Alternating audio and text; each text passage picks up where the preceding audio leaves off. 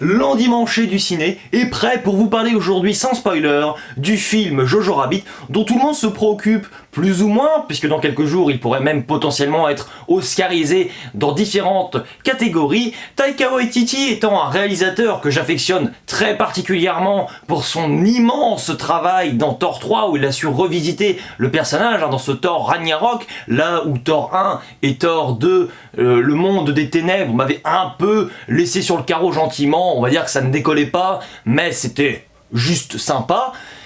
Taika Waititi a cette faculté à poser sa patte dans la plupart de ses films, même si j'en ai quasiment pas vu, mais ça se sent, en tout cas il a vraiment une présence, il est habité par cette passion et il est vraiment atypique, c'est un réalisateur assez fantastique, et ici, ça m'intriguait franchement de voir ce qu'il allait nous proposer. Et donc, eh bien je vais vous révéler tout de suite la note que j'attribue à ce film sur Sens Critique. Je mettrai à ce film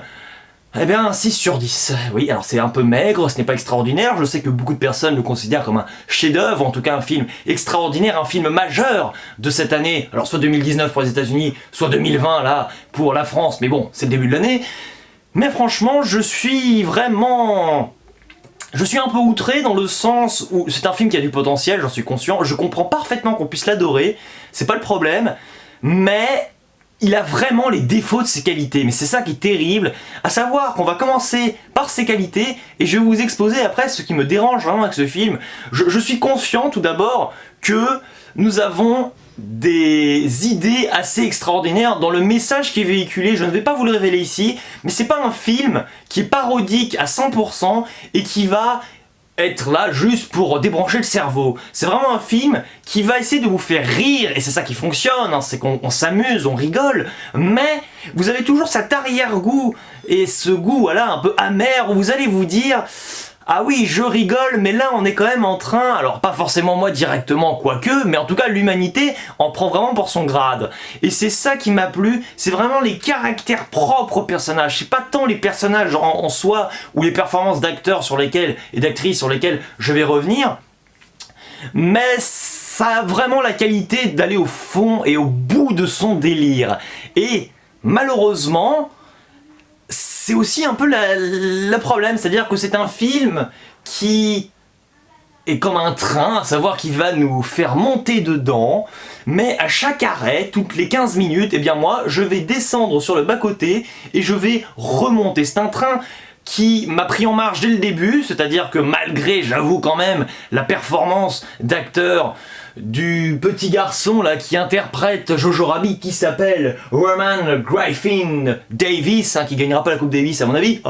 bon allez, calmons-nous, que j'ai trouvé assez, alors peut-être pas insipide, hein, faut pas en arriver jusque là, mais moi j'ai un problème avec cet enfant qu'ils ont lâché en pleine nature, hein. C'est-à-dire qu'on sent que Taika Waititi lui laisse des libertés énormes, ce qui était déjà le cas d'ailleurs dans Thor Ragnarok. Mais là le problème c'est que le petit, je pense qu'il est un peu perdu, il a l'air très content de jouer, hein, c'est pas le problème, c'est pas un problème de motivation. Mais j'ai des problèmes avec un personnage que je trouve beaucoup trop souriant par rapport à ce qui est proposé et raconté. Et c'est là que j'y viens, c'est-à-dire que le film, oui, il a une colonne vertébrale qui est assez extraordinaire, hein, ça c'est une colonne vertébrale, vous imaginez, mais en même temps,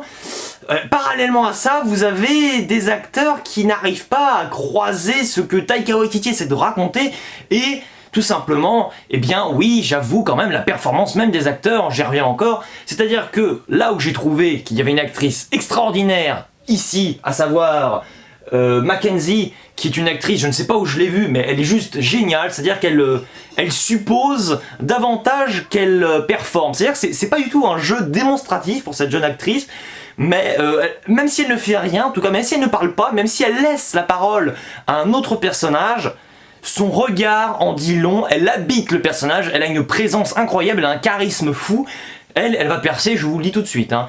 Mais là aussi où je pense que Taika Waititi se fait un peu piéger, c'est sur la durée du film. Je trouve que le film est extrêmement long. Alors je suis pas très fan du début justement à cause de la performance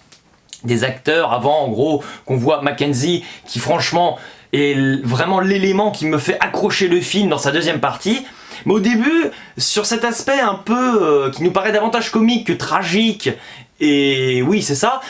je me suis dit c'est sympa parce que les 10 premières minutes ça fonctionne bien sur le rythme, mais alors à un moment je trouve quand même que le rythme est complètement en dents de scie. Je suis un peu perdu, j'avoue, parce que en plus, parallèlement à ça, j'ai trouvé que oui, Scarlett Johansson joue très bien, elle joue toujours très bien, il n'y a pas de problème, mais un peu comme dans Marriage Story, il y a des passages où elle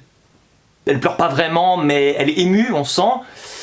C'est pas que c'est gratuit, c'est juste que je trouve que ça s'incore tellement mal à chaque fois dans l'enchaînement des prises. Il n'y a pas un problème de montage en soi, parce que... Enfin, si, il y a peut-être un problème de montage, pardon, mais par contre, là où c'est magnifique, c'est quand même sur la réalisation en soi, où on sent que voilà, Taika Waititi arrive vraiment à se focaliser sur le sous-entendu, sur l'imaginaire qu'il va donner au spectateur. Et ainsi, ce qui est génial, ce sont tous les éléments du film qui nous sont supposés, qui nous sont presque cachés, ou en tout cas montrés partiellement. Et c'est ça aussi sa force, c'est-à-dire qu'il fait pleinement son travail. Il joue d'ailleurs très bien, Taika Waititi, le rôle d'Adolf Hitler d'ailleurs, un bon personnage Adolf Hitler, à peu près on va dire, peut-être un peu moins sur la fin, mais bon, ça je ne vais pas spoiler donc je n'en dirai rien. Mais c'est un film où je trouve que voilà, les personnages sont un peu en boucle, mais surtout Scarlett Johansson, j'ai toujours un peu de mal moi avec Scarlett Johansson, enfin j'adore cette actrice si vous voulez, mais je trouve qu'elle est pas très bien distribuée à chaque fois, c'est-à-dire que je vais prendre les films du MCU où elle joue la Veuve Noire, là il y a son film en solo qui va sortir, je sais pas ce que ça va donner, mais dans Iron Man 2 jusqu'à en gros Avengers 1, c'est un personnage qui est un peu vide et mal fichu, et ben là c'est un peu la même impression que j'ai, et c'était un peu le cas d'ailleurs dans Marriage Story avec Adam Driver, c'est-à-dire que les deux acteurs jouent très bien, bon même si Adam Driver pour moi est juste transcendant dans ce film, mais Scarlett Johansson j'ai l'impression qu'elle est là évidemment pour une performance qu'elle réalise. En soi, si tu prends individuellement cette performance, elle est quand même assez brillante, elle est grandiose, oui elle peut être oscarisée, pourquoi pas, mais je sais pas, c'est un film, c'est un puzzle où je trouve que les pièces s'incorporent assez mal. Dans Thor 3 d'ailleurs, ce qui m'avait plu, c'est que géographiquement, on avait vraiment, dans un sens très figuré, cette césure entre la partie très comique sur la planète du Big Master, avec Loki, avec Hulk, avec Thor, et de l'autre côté, on avait vraiment Asgard, qui était le point d'orgue dramaturgique, avec Hela, la sœur maléfique de Thor. Mais ici, je pense que Taika Waititi se fait piéger également parce qu'il y a vraiment une uniformité dans l'environnement et du coup je trouve que les registres c'est un peu... ils s'incorporent pas en fait, ils se tournent un peu autour si vous voulez, ça devient un peu tentaculaire mais c'est dommage je trouve parce que je comprends parfaitement où le film veut nous emmener pour le coup et il a des thématiques qui sont fortes mais là aussi où est un peu le problème parce que c'est quand même un bon film, hein, faut pas rêver, c'est à dire qu'on se marre, on rigole, on peut être même ému, j'ai pas pleuré, j'ai pas été... Enfin j'ai été ému mais j'ai pas été impacté plus que ça même si j'ai parfaitement compris que Taika Waititi, et je le confirme, est un grand réalisateur. Néanmoins, le problème je pense majeur du film au final, c'est que les personnages entre eux ne sont pas censés avoir des informations qui nous sont nous révélées aux spectateurs. Ce qui fait que vous avez un personnage qui va détenir une information qu'il ne devrait pas détenir, il la détient juste parce que Taika Waititi parfois ne fait pas très bien la différence entre ces personnages internes au film et les personnages extérieurs au film qui l'observent finalement, qui le visionnent. Donc voilà, j'espère que vous avez compris pourquoi ce film m'a un peu résisté, c'était pas un film qui laisse de marbre, hein, comme dirait un certain Jules Melon, donc c'est déjà un premier point. C'était assez mal ficelé finalement, j'étais un peu déçu comme je vous dis. C'est un film qui n'est pas assez monolithique, je pense, c'est vraiment son problème. Par contre, sa grande qualité, même si je trouve qu'il y a beaucoup de passages très longs, voilà, beaucoup de longueur, hein, ça j'y reviens, mais ça reste quand même captivant. Et c'est ce qu'on attend du film, c'est-à-dire que vous allez quand même vous sentir mal à l'aise, c'est au moins un sentiment qu'on arrive à nous procurer. Donc écoutez, dites-moi en commentaire tout simplement si ce film vous a davantage plu que moi, en tout cas ce que vous en avez pensé, ça m'intéresse de débattre avec vous et d'échanger eh bien, nos avis qui sont pour la plupart souvent très différents. Et je ne vous cache pas que je laisserai une deuxième chance à ce film, car oui c'est un film qui mérite un revisionnage, parce que je sens quand même bien que je n'ai pas réussi à rentrer dans le délire, voilà. Même si, peut-être que Taika Waititi... je vais pas dire qu'il essaye de faire abstraction de sa grande filmographie, mais j'ai l'impression de voir un film de Taika Waititi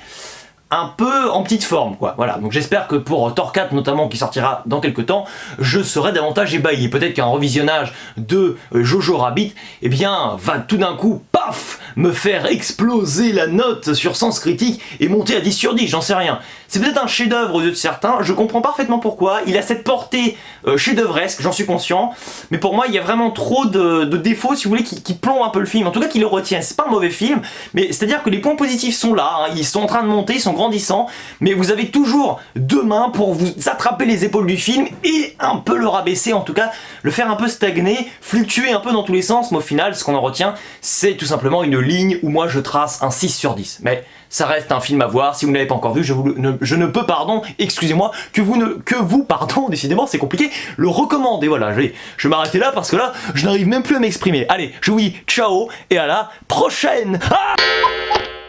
Jojo Rabbit qui pourrait potentiellement, non pas potentiellement, on va la refaire, je vous propose.